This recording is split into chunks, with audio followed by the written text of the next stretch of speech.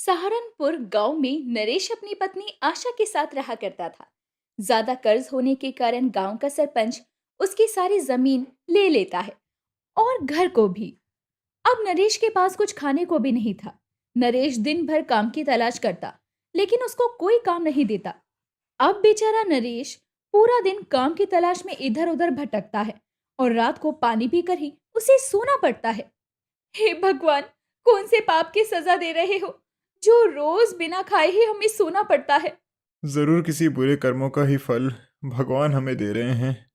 सही बात है जी। किसी जन्म में हम लोगों ने बहुत बुरे कर्म किए होंगे। चिंता मत करो, कल हम लोग गांव छोड़कर शहर चलेंगे। शायद वहां हमें काम मिल जाए, फिर हमारी जिंदगी आराम से कट जाएगी। कल सुबह पहले आप सरपंच के पास जाइए और अपनी जमीन की बात कीजिए। शायद हम लोगों को जमीन वापस कर दे और फिर हम लोगों को दूर शहर में भटकना नहीं पड़ेगा। तुम ठीक कह रही हो, लेकिन सरपंच जमीन वापस करे तब तो। फिर जैसे ही सुबह होती है, नरेश सरपंच के पास पहुंचता है। सरपंच जी, हमारी जमीन वापस कर दीजिए। हमको कुछ खाने को नहीं है। आज मैं शहर जा रहा हूँ, फिर मैं आपका कर्जा चुका दूंगा। ये लो रूखी सूखी रोटी। भागो यहां से, जमीन वापस नहीं मिलेगी। बेचारा नरेश सूखी रोटी लेकर वापस घर की ओर आता है और आशा और नरेश मिलकर उसे खाते हैं और थोड़ी सी रोटी रख लेते हैं रास्ते में खाने के लिए। कुछ दूर वो चलते ही हैं कि आशा कहती है, मेरे पैर बहुत दुख रहे हैं। थोड़ी दूर और चलना है। चलो, फिर किसी पेड़ के पास आराम करेंगे।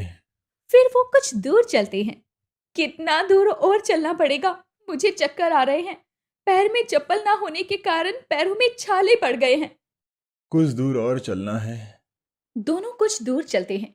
तभी नरेश को एक पेड़ नजर आता है। वो वहीं पर बैठकर आराम करते हैं। लीजिए, ये सूखी रोटी खा लीजिए। तुम भी खा लो। फिर दोनों मिल बैठकर रोटी खा लेते हैं। इस टाइम का भोजन तो हो गया, लेकिन आगे क्या होगा? चिंता मत करो। तभी नरेश को एक ठेकेदार नजर आता है जो अपने मजदूरों से काम करवा रहा होता है। नरेश वहां जाता है और देखता है कि ठेकेदार अपने मजदूरों को डांट रहा है। अरे मालिक, क्या हम लोग खाना भी नहीं खाएं? हाँ, केवल काम करते रहें।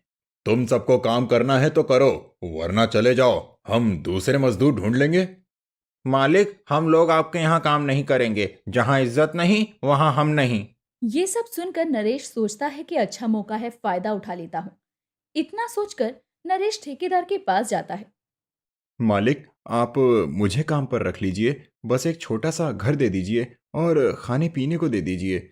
हम दोनों आपका काम अच्छे से करेंगे।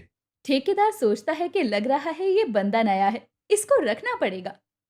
ठेकेदार उन्हें एक छोटा सा घर दे देता है और दोनों खुशी खुशी वहां रहते हैं। अब लग रहा है हम लोगों का अच्छा दिन आ गया है। मालिक बहुत अच्छे हैं।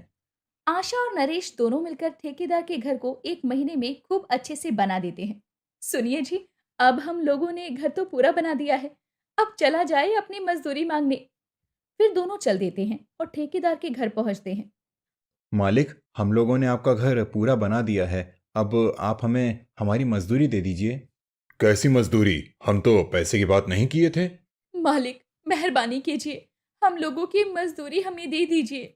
तुम चाहे कितना भी रो लो, हम तुम लोगों का पैसा वापस करने वाले नहीं हैं। फिर दोनों वहां से चले जाते हैं।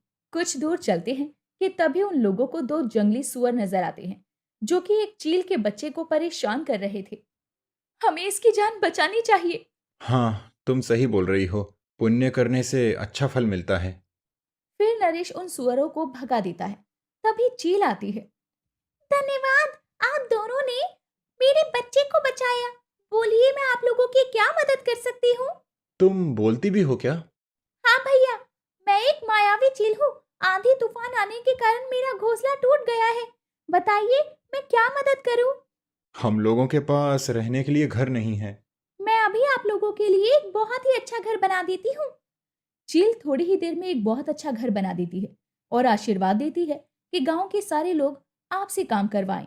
और फिर वो उड़ जाती है और फिर आशा और नरेश एक छोटे से घर में रहने लगते हैं। गांव के सारे लोग नरेश से ही काम करवाते। अब नरेश का अपना बिजनेस हो गया था और बड़ा घर भी था। ये सब देखकर ठेकेदार को जलन हो रही थी। वो अपने कुछ मजदूरों को बुलाकर लाता है और नरेश को मारने लगता है। तभी वो चील आ जाती है, कौन मारेगा? मैं उसकी आंख निकाल दूंगी। ये सब सुनकर ठेकेदार वहां से भाग जाता है, वो भी अपने मजदूरों को छोड़कर। देखा मजदूर लोग, तुम सबको ये ठेकेदार छोड़ के भाग गया अपनी जान बचा के। तुम सब हमसे हाथ मिला लो, हम तुम सबको बहुत काम देंगे और अच्छा पैसा भी। अब ठेकेदार के सारे मजदूर नरेश के यहाँ काम करने लगते हैं और नरेश और आशा सबकी सहायता करने लगते हैं और नरेश गांव का सबसे अमीर आदमी बन जाता है और उन दोनों की लाइफ में खुशियां ही खुशियां आ जाती है।